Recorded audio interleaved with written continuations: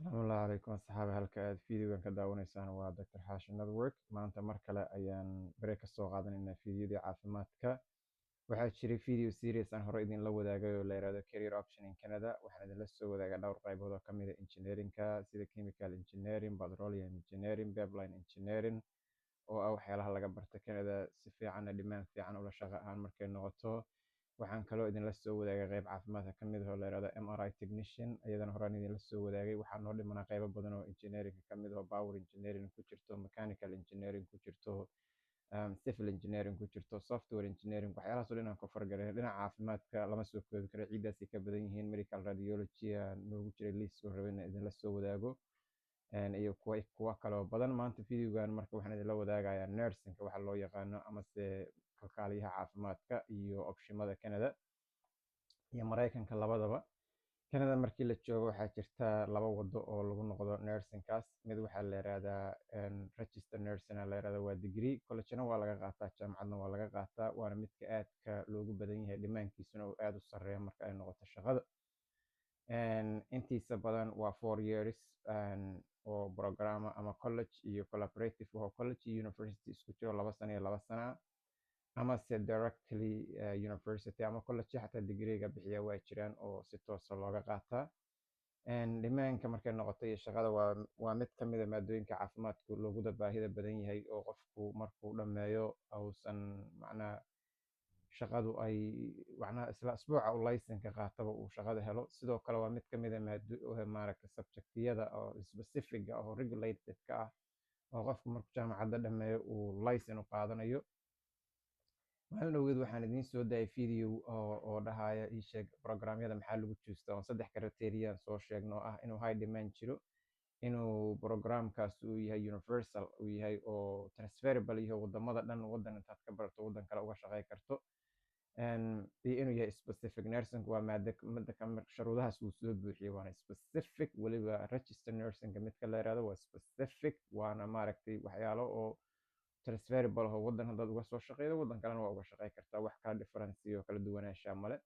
Dhimaankiisuna wuu sareeyaa, macnaha adduunyada inta badanba wuu ka sareeyaa, laakiin markii haddana Canada iyo Mareykanka laga hadlayo aad u sareeya dhimaankiisu.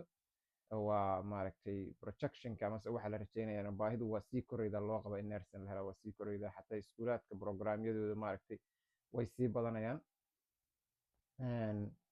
Wadada labaad waxaa la yiraahdaa waa practical nursing, waa 2 sano, laakiin midkaas sharuudihii saddexda ahaa ma uusan soo buuxin. oo practical nursing macnaha Canada iyo Mareykan oo kale iyo markii la joogo waa sax, waa isaguna shatigiisu leeyahay, waa caadi, waa lagu shaqeeyaa, dhimaan waa leeyahay. Laakiin adduunyada kale markii la joogo register nursing loo yaqaana, macnaha kala duwanaansho ma jirto. Marka meeshaas xoogaa disadvantage uga jirta waa marka ay noqoto job duties-ka dad aan la sheekaysto badan oo nursing oo labada dhinacba farqi badan oo u dhaxeeya ma jiro, laakiin kaliya waxa u dhaxeeya waxa waa midna waa 2 sano oo diploma, midna waa degree oo waa Bachelor of Science in Nursing waaye. Marka farqigu halkaas buu ka imaanayaa. Marka tusaale ahaan anigu badan dhalinyarada waxaan kula taliya haddaad begelaydo iskuulka bilaabaydo midka maaragtay degree-ga oo register nursing oo universalka adduunka oo dhan laga aqoonsan yahay kaas gal baan dhalinyarada kula taliyaa.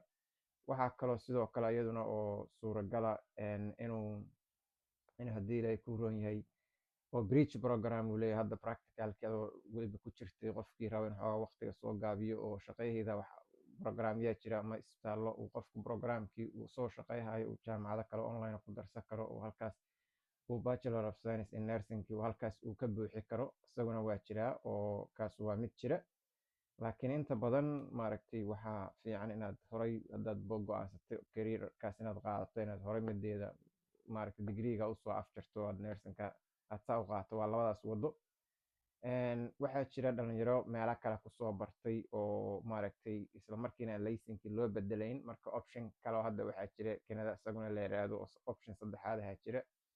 Optionkaas wuxuu aad u anfacayaa dadka meelaha kale iyo wadamada kale wax kusoo bartay oo hadda yimid uu aad u anfacayaa. Optionkaas waxaa la yiraahdaa second intern nursing la yiraahdaa, Canada laga yiraahdaa. Mareykanka waa usoo laabayna magac kale isna leeyahay.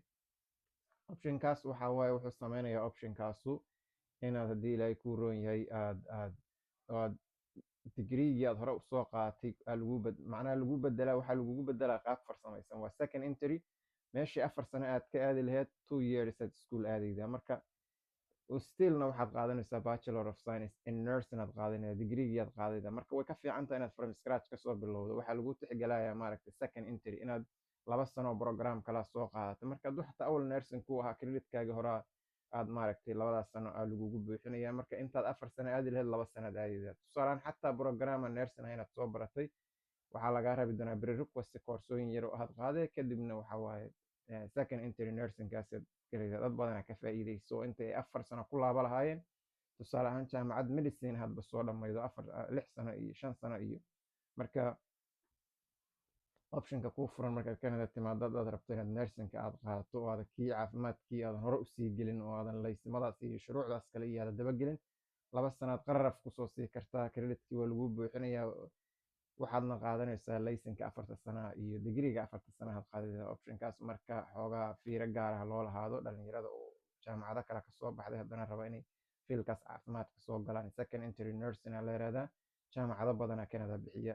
linkiga haddaad rabtiin waa idinla soo wadaagi doonaa, dhinaca YouTube-kan idinkala wadaagi doonaa.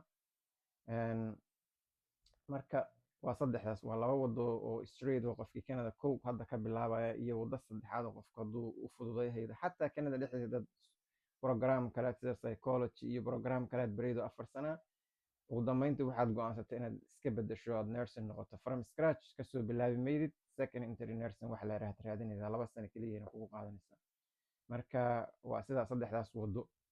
Mareykanka asagu waa fursado way ka badan yihiin. second entry nursing horta kow marka koowaad oo la bilaabayo practical nursing oo 2 sano waa qabaan, register nursing oo degreega 4 sanana waa qabaan.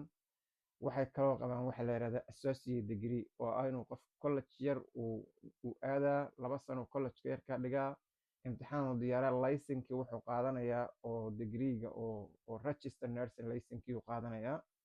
markuu qaato wuxuu sameynayaa inta uu isbitaalka u shaqeeyahay shaqadan dhimaankeedu aad u sareeyo oo horaa laga hela.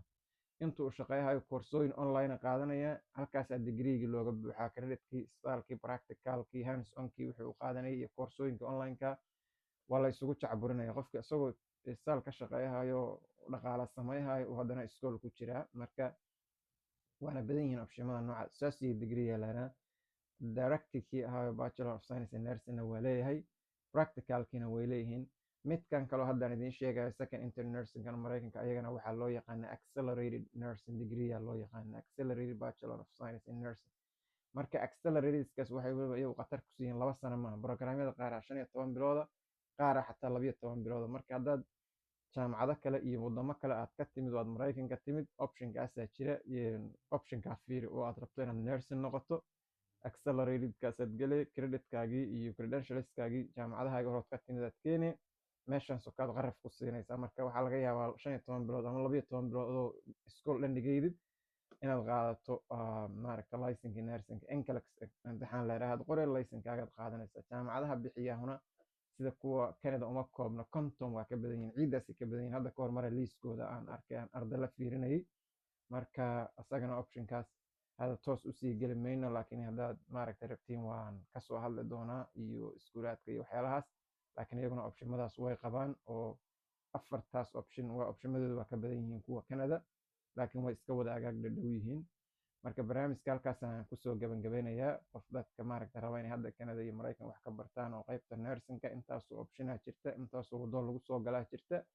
waana field aad u koraydo oo dhimaankeeduna sareeyo, transferable oo wadan intaa uga barato wadan kale ka shaqey karto, specific oo laysan loo qaato oo maaragta general aan ahayn. marka soo dhawaada fiidiyoga isla sii share gareeya. waan kusoo dari doonaa fiidiyo kale iyo dhinacyo kale caafimaadka iyo fieldiga kale intaba. asalaamu calaykum.